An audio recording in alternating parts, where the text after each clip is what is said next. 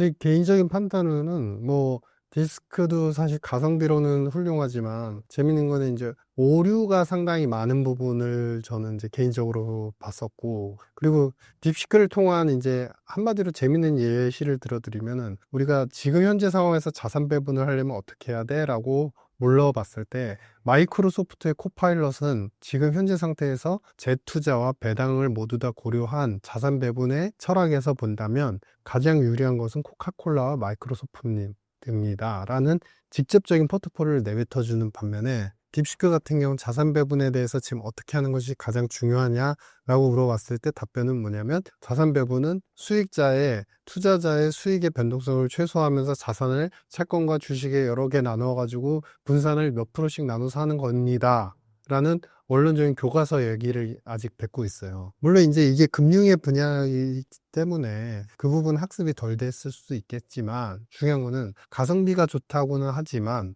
물론 그거는 장점인 게 분명히 있는 것 같습니다만, 중요한 거는 이것을 갖다가 데이터의 학습과 이 인공지능이 뱉어내는 결과물의 러닝된 수준 자체는 월등히 좀 차이가 많이 난다. 상당히 많이 나고, 그러면 이것이 결국에 더 많이 발전하려면 뭐냐, 결국에 서버의 힘, 데이터 센터의 힘들이 더 강화가 되고, 이제 반도체 칩에 대한 힘들이 더 강화가 돼야 되는데, 이 부분에서 결국에는 이제 미국의 반도체 칩이 못 가게끔 막고 있는 거잖아요. 근데 그거를 잘 생각해 보시면, 중국이 그래도 어느 정도 반도체 분야에서도 많이 일치월장하고 있다고는 하지만, 아직은 미국의 반도체 칩에 비하면 최소 1.5세대, 2세대 이상은 계속 발전의 사이클이 늦은 상태를 그대로 유지를 하고 있어요. 그러면은 그나마 양으로서 승부해서 그래도 자국만의 어떤 효과를 본 산업은 뭐냐, EV 배터리는 분명히 효과가 있어요. 그런데 EV 배터리에 대해서 계속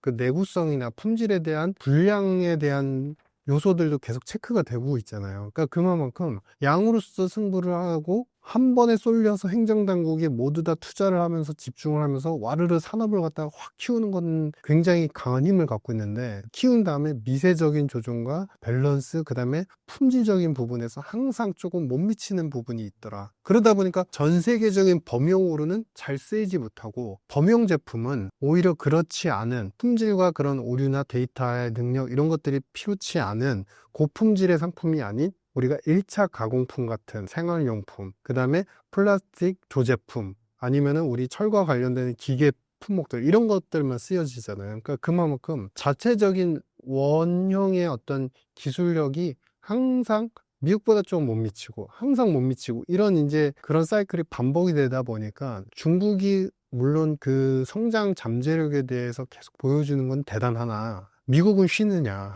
그렇지 않다. 그래서 항상 그런 부분에서 사이클이 두 사이클 정도는 늦을 수밖에 없다, 이렇게 판단을 하고 있습니다.